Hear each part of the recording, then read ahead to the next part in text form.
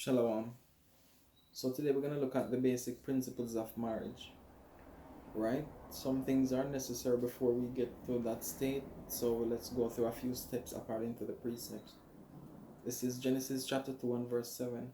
It says, "And the Lord God formed the man of the dust of the ground and breathed into his nostrils the breath of life, and man became a living soul." So one of the first things we have to consider is, okay, we really need to get ourselves cleaned up, right? And that's a primary thing that all men should do, right? You have to go back to see where your wounds are, what triggers them, and how to deal with them, how to live above them. You get all this wisdom and knowledge and understanding from the Most High, so you can wash yourself clean, right? You start to acknowledge what you have going on wrong or so forth in your life, and you say, you know what, let me fix this. I cannot go to her with this behavior. You know what I mean? I cannot go to her with this mindset. What kind of environment am I going to create for her? How am I going to love her the way that I need to love her, or the way she deserves to be loved? Right? So we as men have to clean ourselves up. We have to get right with the Most High, build a relationship with the Most High. That's the first thing first. We have to understand His moral rules, His standards, His principles, right? So when we have that love between us and the Most High, then we can now do what? Go and share it with someone, right?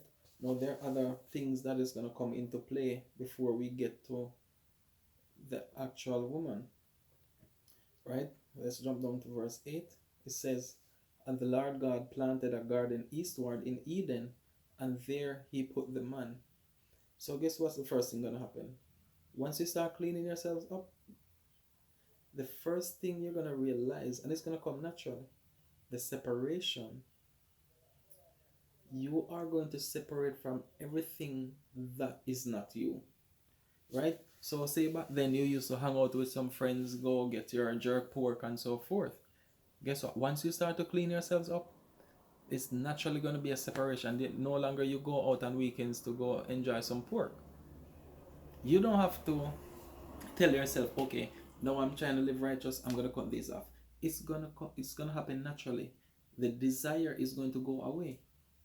You understand? It's not something you have to tell yourself or force yourself to. Naturally, because you're not no longer feeding that desire, so naturally there's going to be a separation. So you're going to separate from anything that is going to pull you back to what you're getting away from. Let's jump to Psalms chapter 45. Book of Psalms chapter 45 and verse 10. Right? It says, "Hearken, O daughter, and consider, and incline thy ear. Forget also thine own people and thy father's house." Right? So even though it says daughter here, guess what? It's important because even for a woman who is cleaning herself up or trying to get right with the Most High, guess what? You will have to get away from that area that you used to be in as well. You know why? Let's think about a woman who is a prostitute or a whore or whatever you call them, right? If you're in a neighborhood where all the men there knew about you, right? Guess what? They're gonna always think that they can come and talk to you a certain way, be disrespectful to you. And even if you're trying to get a man who really wants to be with you, guess what? They're going to make it hard. They're gonna make it very uncomfortable for him. You understand? So sometimes it's very important to really leave your family behind, leave everything that you know, and just do what? As they say, start over. Right? So sometimes you will not get the blessing until you move away from the curse. Those people you are around, they might seem like a friend to you because they'll sit and drink and chat and laugh with you. But guess what? Once it's time for you to progress, that's where you're going to really see their hearts. That no, it's just because you're in a certain messed up situation. This is why they are around you. But the moment you start trying to get right, then you're going to hear all types of remarks, right? So sometimes you have to just make up your mind. It's hard for fear. It's hard sometimes because you're gonna think that, what if I fall upon hard times? Who am I gonna call on when I'm abandoning these people? Sometimes that is what you need to do, so you can really understand what it is to be there on your own. You know. So yes, Sometimes you have to move away from your father's house. Let's go to Genesis chapter 12, verses 1 and 2. It says, Now the Lord had said unto Abram, Get thee out of thy country, and from thy kindred, and from thy father's house, unto a land that I will shew thee. Listen. And I will make of thee a great nation, and I will bless thee, and make thy name great, and thou shalt be a blessing. You see, sometimes you really have to get away from wicked family members. Maybe they're caught up in a certain religion that they can't get out of. You know, a certain type of eating that even if you show them the scripture says don't eat that, don't eat that, it's not gonna do anything. You know, so sometimes you just have to get away. I know most of us are in situations where we really can't move, you know, and we feel stagnant. That's different, but yeah, you have to do that separation for you to get your blessing sometimes, you know. As it says, a man shall leave father and mother and cleave unto his wife. So sometimes women are afraid of leaving their parents' house or wherever they live because they're gonna have to take on certain responsibilities. They're gonna have to forget the old life. And this is why a lot of women are stuck. Because the more you stay with your parents or whoever you live with, it's the harder you're going to be for trusting a man to be out there with a man living the life. Because in your mind, you always can rally back on your family or whoever it is you live, whether you just live by yourself. You know what I mean? And it's going to be very convenient to remain the old you. Because guess what? When you have your own place like that, that independence, it's very convenient to just have a man for 1 month, 1 month, 2 months, 3 months, a few weeks, or just for the night, and you don't have to feel that guilt because you're gonna think that no one knows. So you're not gonna really feel that guilt. Wherein, if you were to leave from your parents' house to be with a man, but imagine every 3 months that doesn't work out and you have to go back home, you would feel that shame. So you see how that independence prevents you from really feeling that shame or seeing the shame for what it is? Because you can do it and no one knows. That's the only reason you don't feel bad, you know. But if you were to bring home a man, a different man to your mother or father every 3 months, you would see how disgraceful it is. Same for a man. I know some men don't care, they will just bring any amount of women to their mother or father, you know. It's not an honorable thing. But we live in a culture today where everyone sees things different, you know.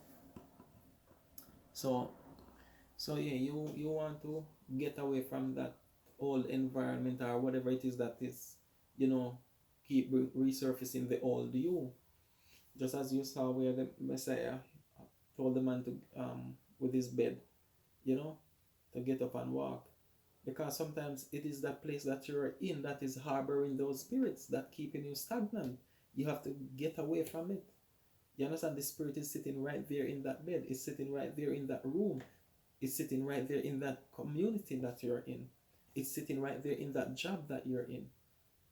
Right? Every time you go to that job, there's this guy there or this girl there that you just can't get away from. Right?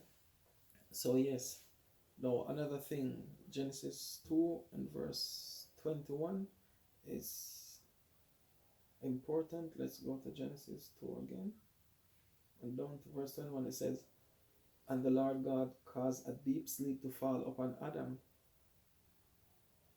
and he slept, and he took one of his ribs and closed up the flesh instead thereof. Now, what you're seeing is this is where the marry within your own race started from. So he took one of his family. He took a woman from his family and started a family, right? So he started a family within his own family. That's where we're coming from, right? This is why they always go to take a daughter of Israel, a daughter of Zion. You don't marry outside of your race, right? So this is where it was originated.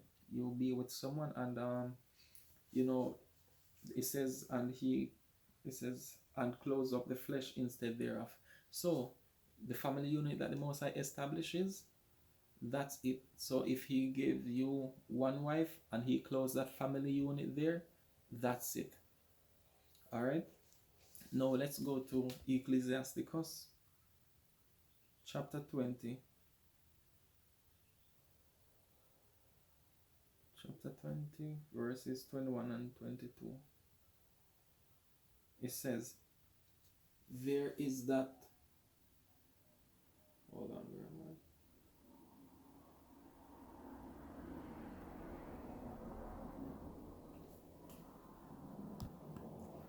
Sorry, that's Ecclesiasticus 20:26, verses 20 and 21. It says, when thou hast gotten a fruitful possession through all the field, sow it with thine own seed, trusting in the goodness of thy stock, so thy race which thou leavest shall be magnified, having the confidence of their good descent. Right? So you want to marry within your race. That's basically what it is saying. All right, and this is from the beginning, right? So you trust that the quality is gonna be produced you can trust in it, right? So the next thing, let's go to Genesis chapter 2 again, and verse 24.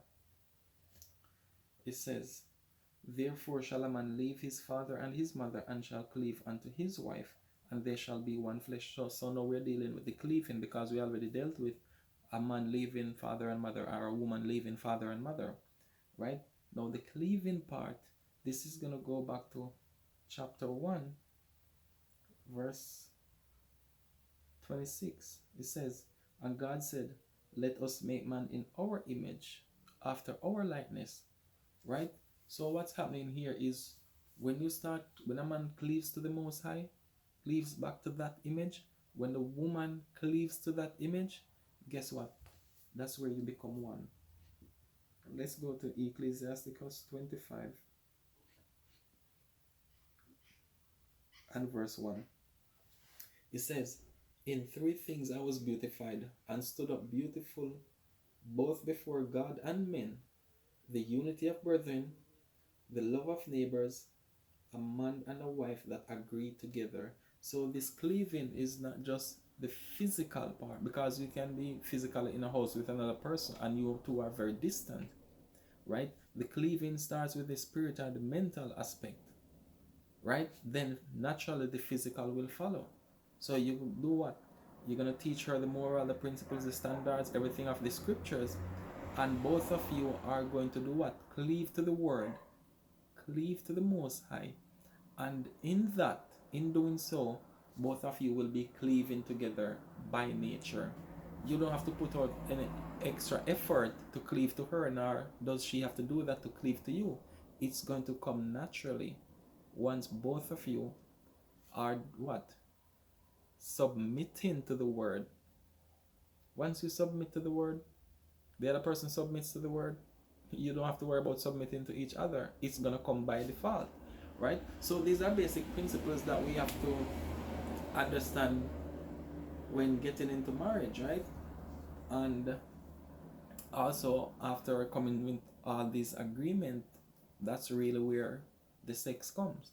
The sex comes after all this processing is done.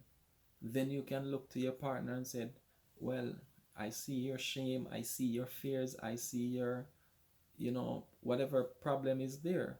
I see your baggage, I see you have these children, but guess what? We are going to work this through. We are going to stay with each other, Now you understand all of my darkest, secrets. I understand yours. Now we can have sex, right? The problem with most people today is, first we have sex, then we try to do the other procedures. No. Once the sex comes first, then you have no reason to build or work. You're just going to look for the next client or victim or whatever you call it, right? You're going to just look for the next person who is convenient. So the sex has to be the last part. So you spend time around each other, observing, knowing, and so forth, and then after you really know let's say the negative sides of the person, then you can say, you know what, I can work with that. I mean, if you should not change, I can live with those little problems. So guess what? I see all of that about you, and I do accept you as you are. and both of you make the agreement there, and the agreement is the sex. Shalom.